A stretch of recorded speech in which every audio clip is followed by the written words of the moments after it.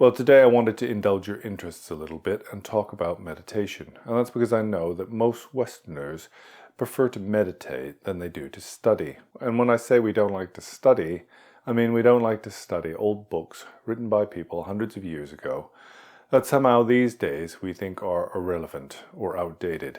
We feel like we can make significant progress on the spiritual path without referring to the wisdom of the masters of the past. So whatever is the case, if you've watched a few of my videos, then you will know that I distinguish between what is called placement meditation and insight.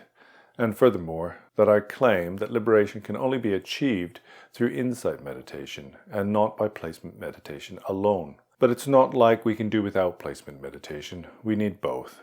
In just the same way that we need method and wisdom, we need the provisional and the ultimate, then we need placement meditation and insight. Now, when it comes to insight meditation, then there are various different types, and this can be a little bit confusing.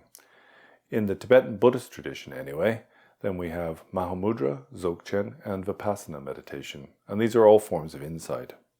This Mahamudra meditation is associated with the Kagyu lineage, whereas Dzogchen is principally the meditation of the Nyingma tradition. Now, there is no significant difference between Mahamudra and Dzogchen in terms of results. However, the methods that are used to gain recognition of the true nature of phenomena differ. In Dzogchen, first they teach the view, and then based on this, they look for recognition in their meditation. Whereas in the Kagyu tradition, in the Mahamudra tradition, what we do is we practice various different types of meditation, and on the basis of this meditation, we look for recognition of the true nature. Vipassana means insight, and there are basically three different types of insight meditation in the Buddhist tradition. There is the insight that is associated with the Hinayana or the Theravedic tradition, that of the Mahayana, and also insight associated with the view of the Vajrayana. Whereas we're all familiar with the various different instructions on placement meditation, for example, we may be told to focus on a candle or to count the breath, and then based on this, we develop some mental stillness and also increase our ability to concentrate. But the question is, what are the instructions for insight meditation? Well, as I said previously, there are three different types of insight meditation depending on the level of view. In the Hinayana, then first they focus on the truth of suffering, and so contemplating on the impure substances of the body, they come to recognize the unsatisfactory nature of samsara. Another instruction that I've heard from the Theravedic tradition on insight meditation is to focus for a long time on the various different sensations in the body. And by doing this, then eventually one loses one's identification with the self.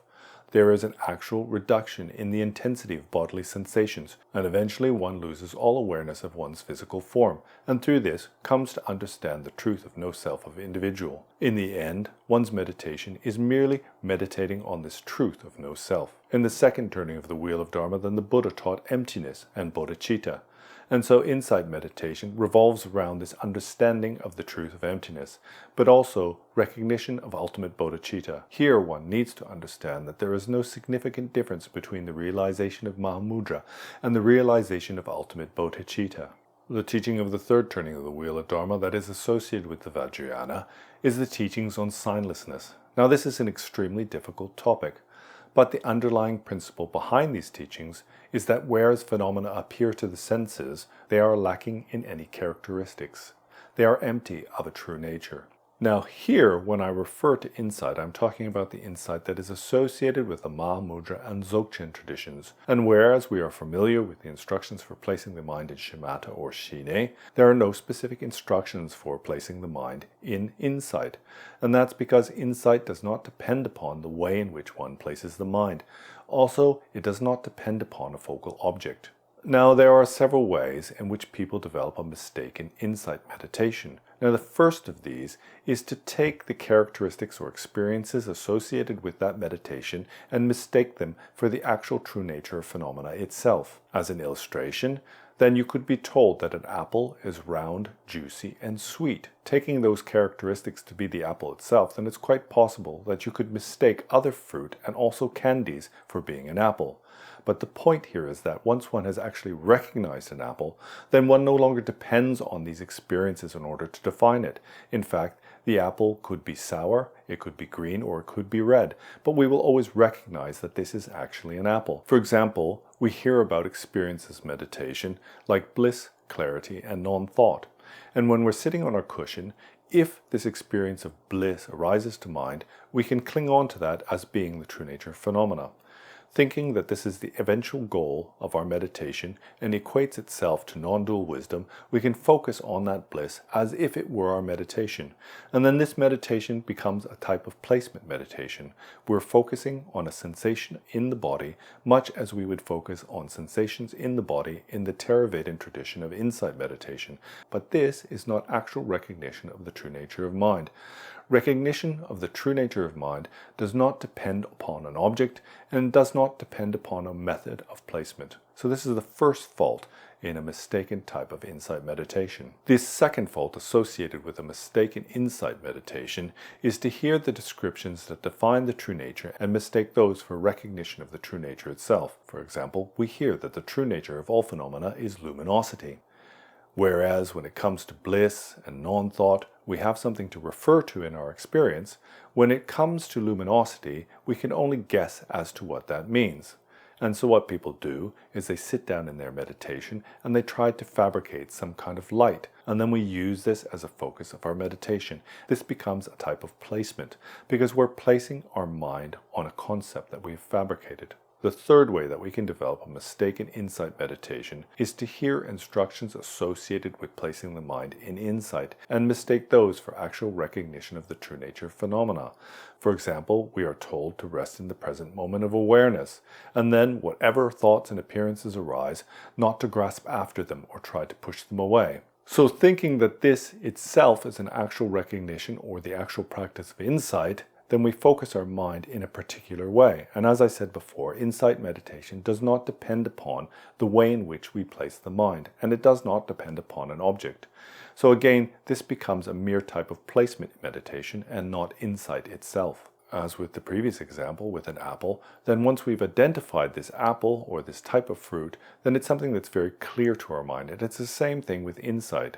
First, we come to identify what is called the view in Dzogchen, or what is called luminosity in the Mahamudra tradition.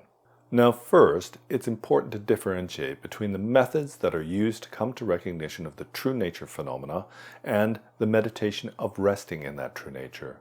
And the methods differ depending on the teacher and also on the tradition. As I said before, then in the Dzogchen tradition, first they teach the view of bliss emptiness. And then based on this, the student comes to recognize that view in their meditation. But this process almost solely depends upon the interaction between a teacher and a student, and also upon the skill of the teacher and the devotion of the student. And along with that, you also need a very strong karmic connection with your teacher. And you have to keep your samaya. It's taught if you do not keep your samaya, which is your sacred commitment, then there is no way for you to come to understand the true nature of mind. So those students who criticize or turn away from their teachers are taught to have no way of accessing this non-dual wisdom. And as I said before, in the Mahamudra tradition, then we primarily use meditation techniques to come to recognize the true nature of phenomena, this non-dual wisdom. But similarly, this highly depends upon the teacher-student relationship. The teacher, being familiar with the student's disposition, will probe their experiences in meditation and encourage that student to give rise to doubt about their assumptions. Again, it depends on the skill of the teacher and the devotion of the student, and also their karmic interaction and samaya. In both the Mahamudra and Dzogchen traditions, then samaya is taught to be ultimately important. Without keeping this sacred commitment, it's taught that there is no way for the student to come to recognize the true nature of mind. So here you can see that in the West we have a very mistaken understanding about this process that is used to come to understand the true nature of phenomena. Because many people believe they can come to recognize this luminosity through reading books. But it is impossible to have samaya or a karmic connection with a book itself.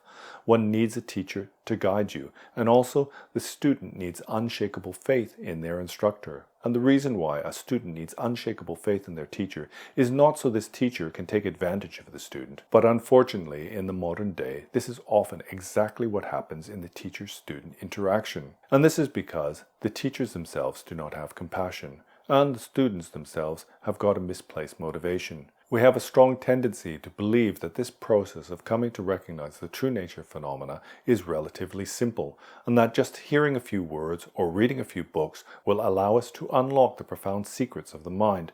This is a totally mistaken understanding of what it means to gain wisdom or insight on the spiritual path. In fact, people who rely on what they've read on books are less likely to come to understand the true nature of phenomena than those who have never read a single word. And the reason why this is the case is because of the three faults that I previously mentioned regarding a mistaken insight meditation. Hearing experiences that arise in meditation, it's possible that we cling to these as being the true nature itself. Also, we can hear descriptions about the true nature, like clarity, emptiness, and then by mistaking the mere words that describe this true nature as being recognition of it, we develop an erroneous practice of insight meditation. And likewise, for most people, then they hear these instructions for placing the mind in preparation for understanding the true nature, for example, resting in the present moment of awareness without grasping after thoughts or pushing them away, to be the actual practice itself.